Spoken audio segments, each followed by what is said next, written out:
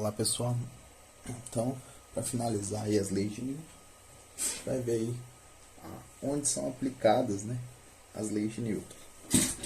Bom, se a gente for pegar em pontos específicos aí, a gente tem três leis, né, que foram apresentadas aí.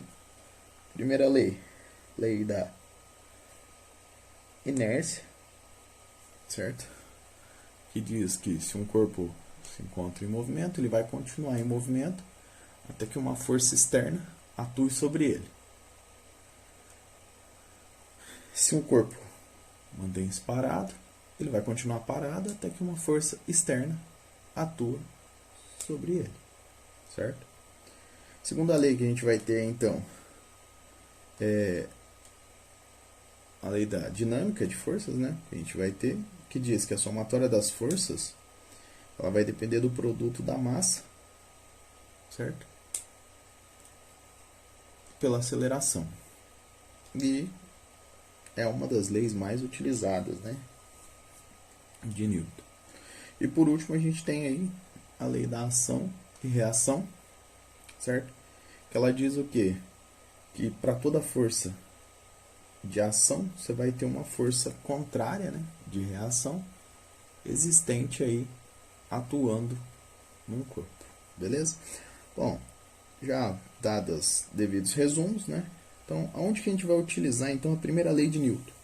Bom, se a gente for pensar aqui, se um corpo está em movimento, ele tende a ficar em movimento. Então, se a gente pensar quando um ônibus se movimenta, né, e uma pessoa está dentro dele, então, se o ônibus parar de uma vez, qual que é a tendência, certo, da pessoa? Ela continuar se deslocando, certo, no sentido que o ônibus iria.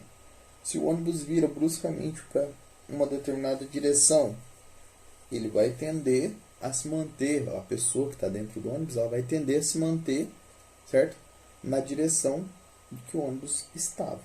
Então, dentro disso, a gente tem aí movimento de cometas, né, movimento de planetas, se a gente for analisar, e de naves espaciais.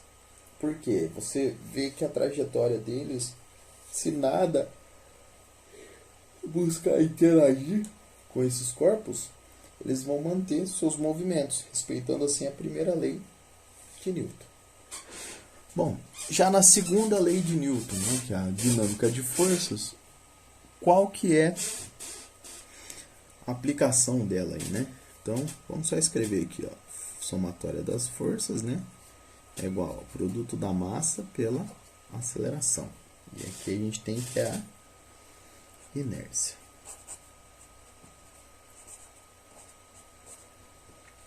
Certo? Então eu vou ter, certo, em objetos com massas diferentes, certo? O movimento desses objetos, por exemplo, um carro normal, ele tem velocidade e aceleração, uma massa menor, maior, né?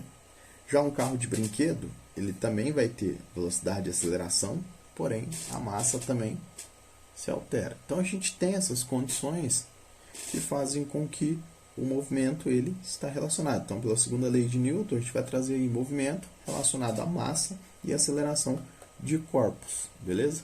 Forças aplicadas? Sim, também. Uma força aplicada ela depende de uma aceleração, então automaticamente depende também da velocidade. Pela terceira lei de Newton, aí, o que a gente tem? O que quer dizer a terceira lei de Newton? A ação e reação.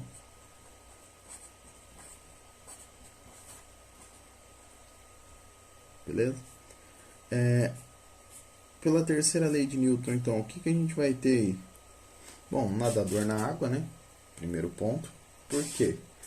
Bom, se o nadador está fazendo uma força para ele se deslocar para frente, automaticamente a água está fazendo uma força contrária, certo? Que a gente fala que é o atrito entre o corpo da pessoa e a água, para que esse nadador consiga se deslocar aí, né,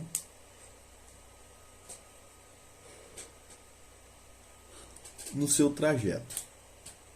Outro, uma bala saindo de uma arma de fogo, certo? Tanto a arma de fogo sente o impacto quanto a bala, certo?